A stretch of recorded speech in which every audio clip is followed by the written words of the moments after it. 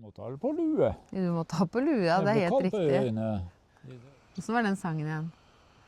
Nei, nå snudde du ryggen til. Da har vi fått fylt opp 5 kasser med jorddekke. Ramialtre.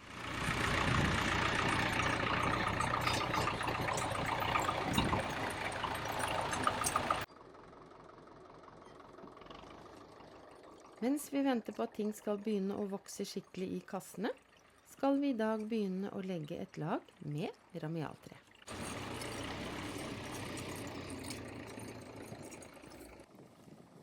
Ramialtre, det er jo egentlig bare unge greiner og kvist som er fliset opp. Mange bruker det som jorddekke fordi det hjelper jorda med å holde på fuktighet.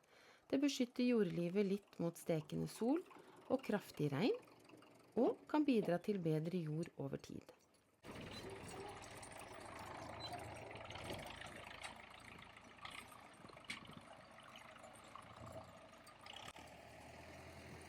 Naturen gjør jo dette helt av seg selv, for der ligger det kvist, blader og små greiner oppå bakken som brytes sakte ned år etter år.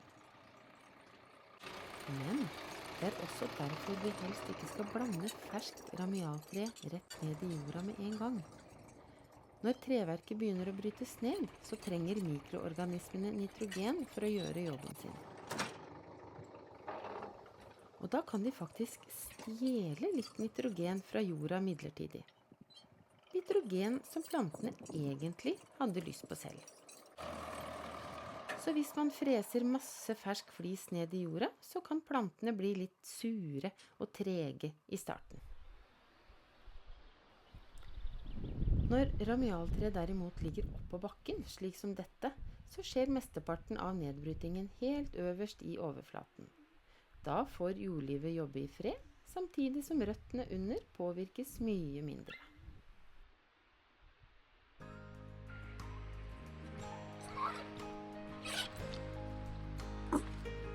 Ta-da! Du får gi dem en drink.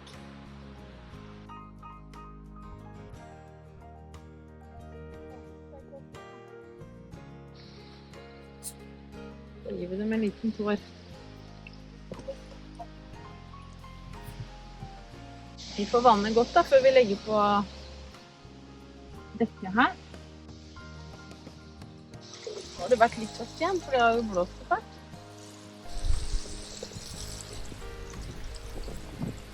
Det må nok være litt mer vann, ja.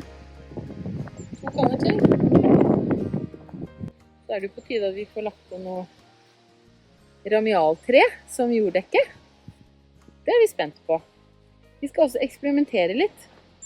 Vi har nytt ramialtre, og så har vi gammelt ramialtre. Og det er sånn cirka, hvor gammelt? Nei, det er 2-3 år. 3, tenker jeg. 3 år siden. Ja, det tror jeg. Så Hvor store deler av det? vårt eksperiment er jo da å ta nytt ramialtre på de 3 første, og gammelt på den 4. Også sånn som moren din alltid sa, half and half på den siste. Så får vi se da. Og velkommen til Linderlandet igjen. Nå holder vi på og skal fylle opp disse kassene med jorddekke. Jeg må vanne først. Så vi har ikke fått ordnet oss vannslanger som rekker så langt ennå. Så da skal jeg gå og fylle opp kanne nummer 2. Og da får den både skritt og mosjon samtidig. Jeg får i hvert fall litt trening. Og da var det 1 del på 100. Så er det ca. 1 dl kartonske på 10 liter vann. Vannet. Oi, se her, du. Det kan nok virke som om kanskje gårdsgutten må finne fram lua i dag også.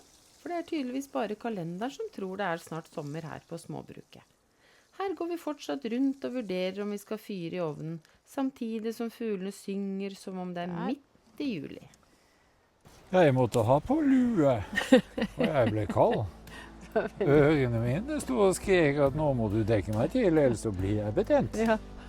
Det er veldig fin med lue, da. Veldig fin med Ja, lue. jeg synes det. Her ser vi jo da, det er jo ikke så lenge siden jeg satt disse løkene. Nå ser jeg, nå kommer de. Men jeg kan dra opp dette hvis Nei, det er nei, ugress. det er for tidlig. Det her er ikke ugress. Og det er ikke ugress. Nei, det er løk. Ja, det er Men løk, det her, det er ugress. Og det lille der, Ja. men det er jo ikke noe ugang. Det er jo så lite. Ja, men det vokser og blir stort etter hvert. Og da begynner det å konkurrere med løken og det andre vi har satt oppi her. Og det vil vi ikke. Men da skal vi begynne å dekke til, da. Så var det dette eksperimentet vårt. Da begynner vi med den nye. Nye jorddekket. Og se her, kommer salaten allerede.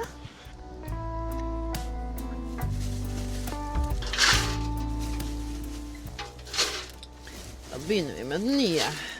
Da er det litt sånn kvist her, for den kvistknuseren vår, den litt sånn at den ikke tar disse aller minste. Men det gjør jo ingenting. Der. Da begynner vi da.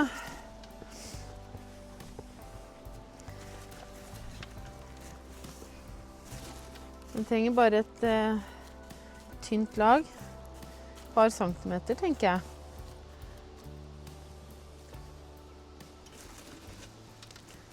Det kan jo være litt kjedelig å bare se på det her. Da prøver jeg å legge et passe tykt lag opp på jorda. Jeg tenkte først et par centimeter, men så ble vi vel enige om at vi legger 3-5 centimeter noen steder. Det skal være tykt nok til å hjelpe mot fordamping og holde litt på fuktigheten, men ikke så voldsomt at jorda stenges helt inne.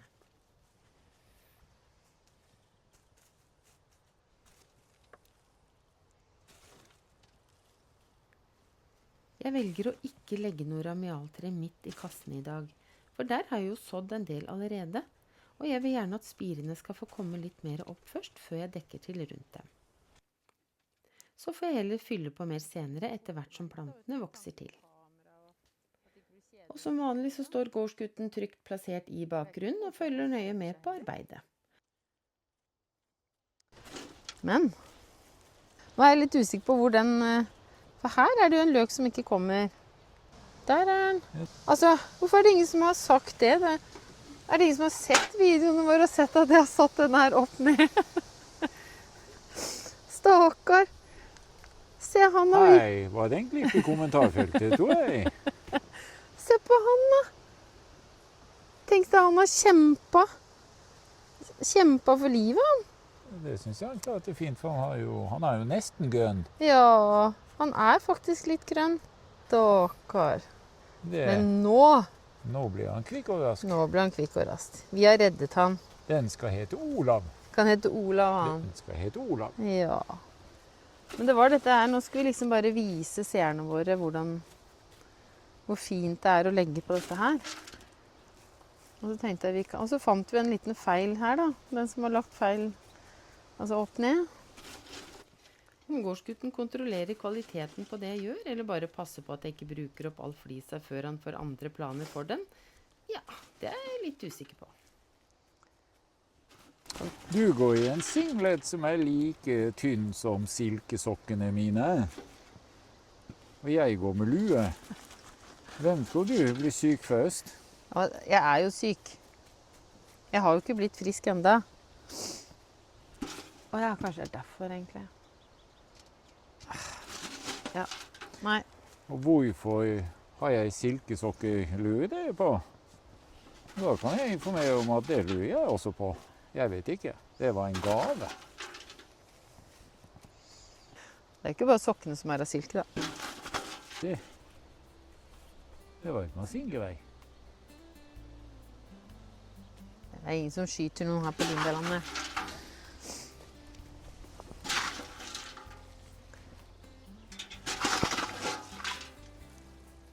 Nå er jo bøtta snart tom også. Da må jeg fylle den opp igjen. Så. Og trenger vi mer, så får vi bare... Nå har jo du fikset fliskutteren. Og det har vi en egen video på. Det har vi. Her. Kan dere se hvordan gårdsgutten løste det problemet? Som jeg lagde da, vel å merke.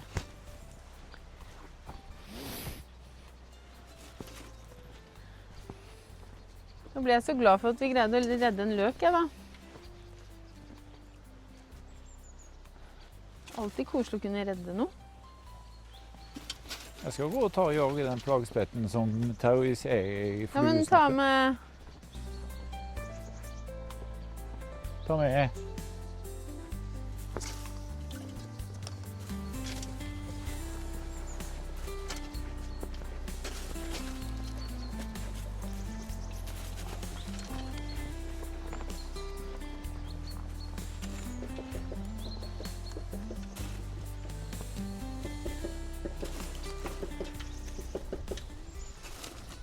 Jeg er veldig spent på hvordan det her fungerer.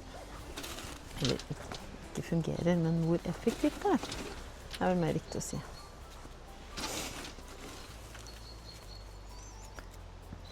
Så det kan også være litt interessant å se om det er noe forskjell, om vi kan faktisk se noe forskjell på gammelt ramialtre og nytt ramialtre. Det viser ikke noe tegn ennå til at det kommer noe salatløk her, men jeg bruker vel litt lengre tid å spire enn salaten. Men Jeg har lue. du har lue, og det har ikke jeg. Jeg har det ikke. For Men jeg burde kanskje hatt det. du har bare tynn singlet og kommer til å bli syk. Det er faktisk en t-skjorte. Den er like tynn. Så skal jeg fylle opp bøtta mi igjen. Ja. Du, nå hører jeg han i kassa igjen. Jeg går mot deg. Du, ble vi enige om høyre eller venstre ny? Vi kan jo ta ny her, da.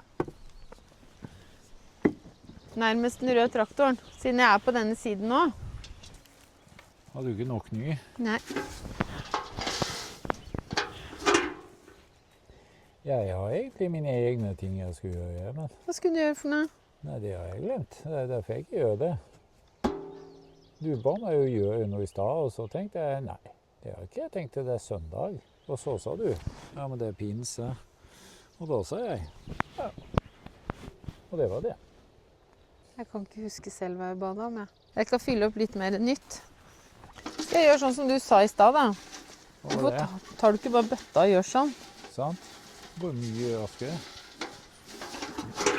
Jeg tror det bare ser tykkere ut, siden det er mye høyere her. Ja, men det skal ikke være for tykt, da. Det er så Det mye gjelder næring. både jamaltre og ellers i folkehelsen også. Man bør ikke være for tykk. Nei, Da får man dårlig hjerte. Eller noe sånt. Ja. Man kan være akkurat passe tykk. Eller man kan gjøre akkurat hva man vil for meg. Jeg legger meg ikke opp i det. Men det er jo godt å ha god helse, tenker jeg. Ja, det er jo det. Og det kan man ha likevel. Man kan jo det. Det tror jeg. Skal vi legge på gammelt, da? Da legger vi på gammelt. Da får vi huske da at vi tar half and half her. Nei, det går fint. Jeg har så god tid, jeg. Ja, det var det. Har ikke du? Jo, jeg har god tid. Så her og dette var mye mer effektivt.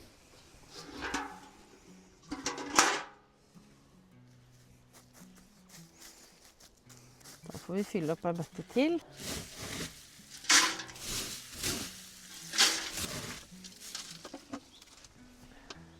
Da må jeg gå på andre siden, da. Ta bort litt sånn. Oi. Oi. Så der satt mikrofonen seg fast i bøtten. Så skulle vi jobbe. Vi skulle ikke drive og lete etter ting nedi der. Så når ungene var små, da, og så var vi i butikken for eksempel, og så hadde jeg noe som kilte, da. Og visste jo jeg at det var et hår.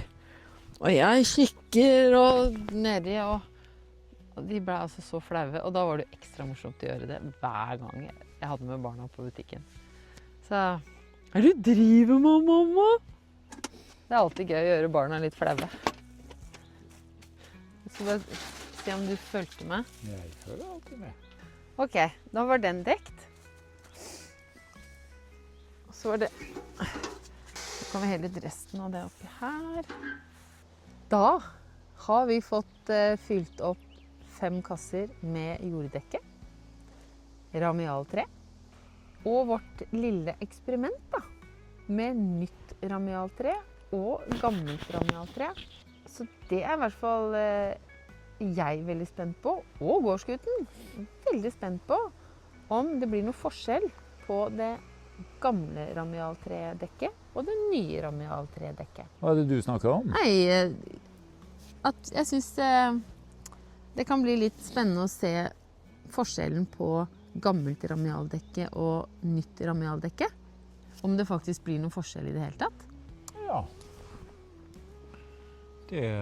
Hva tenker du om det? Jeg tenker at det blir spennende å se. Jeg vet ikke hvordan jeg skal se forskjellen. Man kan se på om den spirer forskjellig, om avlingen blir annerledes. Om løken der blir større for eksempel, enn i den kassen her, som kun har gammelt ramialtre. Vet ikke. Om det blir mer ugress. Var det her det var gammelt ramialtre? Her er det kun gammelt ramialtre. Og her er det hafen-haf? Hafen-haf, ja. Det er gammelt. Så her er det halvparten nytt, og halvparten er ikke nytt? Ja. Og her er halvparten gammelt, og den andre halvparten er enda gamlere? Ja, her er bare gammelt. Det skjønner jeg. Mm. Ok. Så det skal bli veldig spennende å se, faktisk. Ja. Så da er vi ferdig for i dag. Så da har vi bare... Nei, nå snudde du ryggen til. Hvordan var den sangen igjen?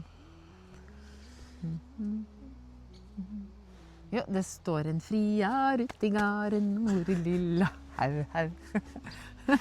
Det var litt sånn. Ja, men var det ikke Hvor mange gårdsbilen penger skulle ha, hadde da? han? Du, min datter Dalie. Og hun valgte da, hun fikk lov av moren sin å velge han med mest daler Ja. som hun kunne gifte seg med. Jeg har aldri hatt mest daler, men det var en gang i tiden så hadde jeg spesidaler. Ja. Så det var sånn det var før i tiden. Nei, men da... Jeg lurer på om vi gjett og slett skal gi oss nå. Ja, jeg tror det. Det var det jeg prøvde å Og det var det du prøvde? hinte om, da. Jeg må ta det på lue. Du må ta på lue, ja, det er helt riktig. Øynene. Du får tre den godt nedover ørene, da. Jeg trer den så godt ned jeg kan. Ja. Mange ganger så går jeg sånn, Ja, det... og da er det ingen som ser meg. Nei. Da...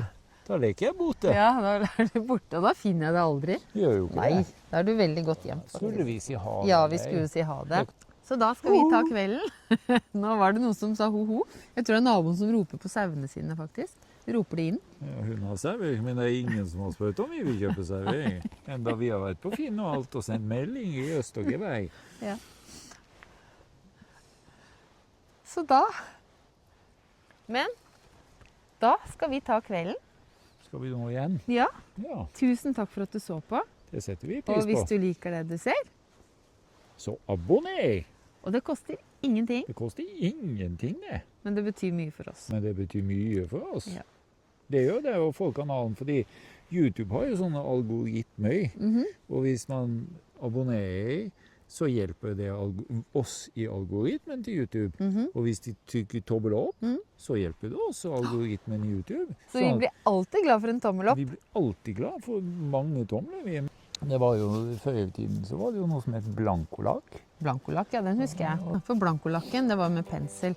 Og så hadde man disse skinnpanelene. Nei, panel. Jo, det var skinnpanel, jo. For kinnpanel. Nei, Man har jo et kinnpanel. panel i skinn. Vi hadde disse skinn... Og du snakker om pennal, du.